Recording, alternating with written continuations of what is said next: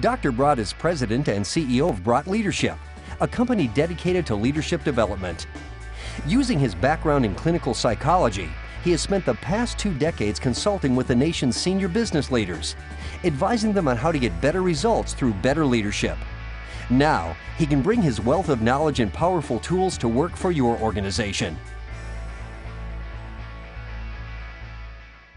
Here's kind of an ironic sort of thing. One of the best ways to deal with change is don't. Don't change your core values. Because when you have those core values, they guide you. You know what to do. Change is all about people.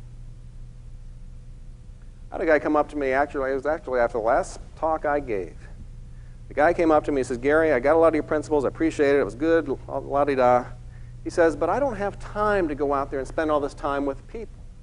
He says, "I'm too busy doing all of my stuff to go out there and try to help them with their stuff. So what do I do about that?"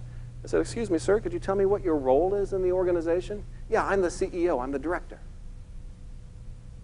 "Sir, respectfully, those people are your stuff. I know you've got a lot of other success books and stuff to tell you managing your time is one of the keys to success. It is a key to success, but not when you're trying to lead people through change. Then you got to invest your time." I'm going to tell you a story that I barely believe myself, but it happened. I live in North Carolina. We have a professional football team called the Carolina Panthers. A couple of years ago, one of our players on the team, his name is Steve Smith, some of you football fans may remember this, got angry in a meeting, attacked a teammate, beat him up so bad, the teammate had to go to the hospital. And when I first started telling the story, I'd say to my audiences, "Can you imagine doing that in a meeting at work?" And then I found out most people go, "Yeah, sure." But Steve actually did it. Steve was a good punt returner on the team. The team's response was to suspend him for 1 game. His teammate's career was in jeopardy. He was beat up so bad. Steve gets suspended for 1 game. I'm going, I got a 13-year-old kid at home. I'm trying to teach him values. I told you about your core set of values.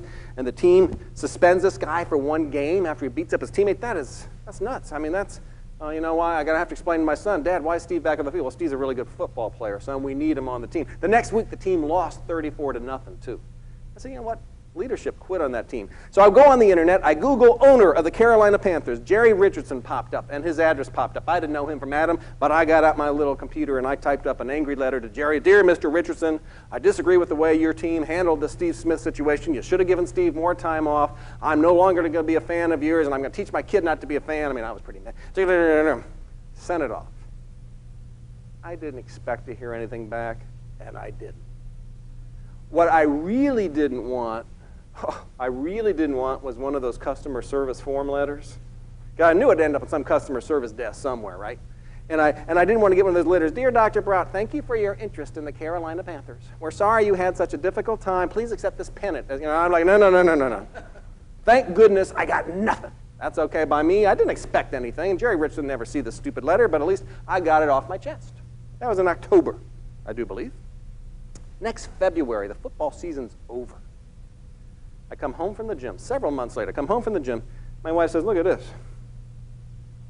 Hands it to me. It's a faxed copy of my letter to Jerry Richardson. A little note at the top of it, actually. "Dear Gary, got your letter. Steve Smith and I would like to come visit with you and your son. I will call at 10 a.m. to discuss. Jerry Richardson."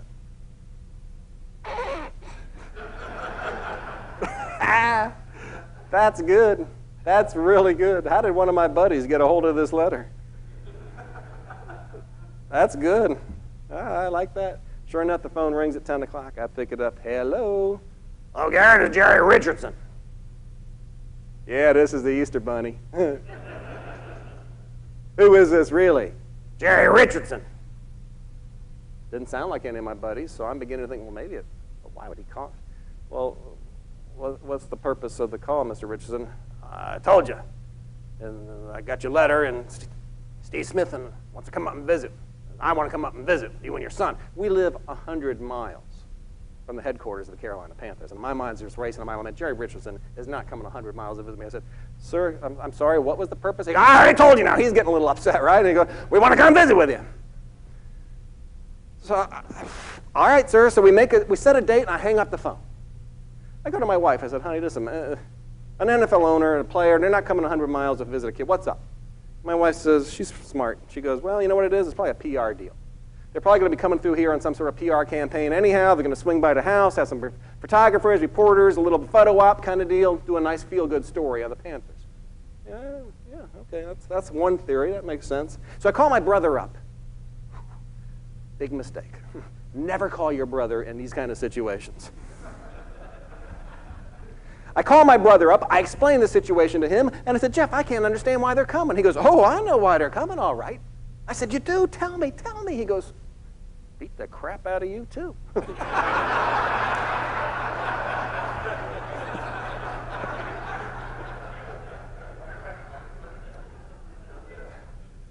I said, thank you, big brother. I hadn't thought about that, but that makes even more sense than what Peggy came up with. The day comes, it's snowing. I said, okay, they're out. They're not driving through the snow. I get, okay, we're on our way. They come and they spend 3 hours with us. Jerry Richardson, owner of the Carolina Panthers, and Steve Smith. Jerry later told me that he didn't make Steve come. He just showed Steve my letter and said, I'm going to go visit this guy and his kid. You want to come? And Steve said, yes. I admire Steve greatly for that. It turns out Steve's a good guy, made a bad mistake. Steve ends up going to McDonald's, takes my kid to McDonald's, comes back, plays foosball, lets my son beat him. Jerry and I go to lunch, and he spent the lunch explaining to me why the team had done what they had done with Steve Smith. He said, now, I'm sorry I didn't get back to you earlier. I was in the hospital when your letter came. I didn't know that. And it took me several months to recuperate. I'm just getting caught up with my backlog. And you know what's really cool? He never once apologized to me because he didn't feel bad about what they had done. He felt bad about the fact that I was upset. Matter of fact, at the end of the lunch, I said, Mr. Richardson, I really appreciate you sharing all this with me, but I'm still blown away that you came all this way just to share it with me. How come? You were unhappy. We don't like unhappy customers. But I'm just one unhappy customer. That's right. You must have gotten a lot of other angry responses to that situation with Steve. We did. So why me? He looks at me and he goes, you were really angry.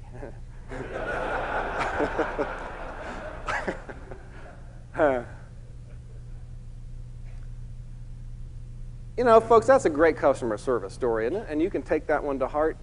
But I'm not here to talk about customer service. I'm talking about leading change. So what's that got to do with leading change? Well, frankly, I didn't get it.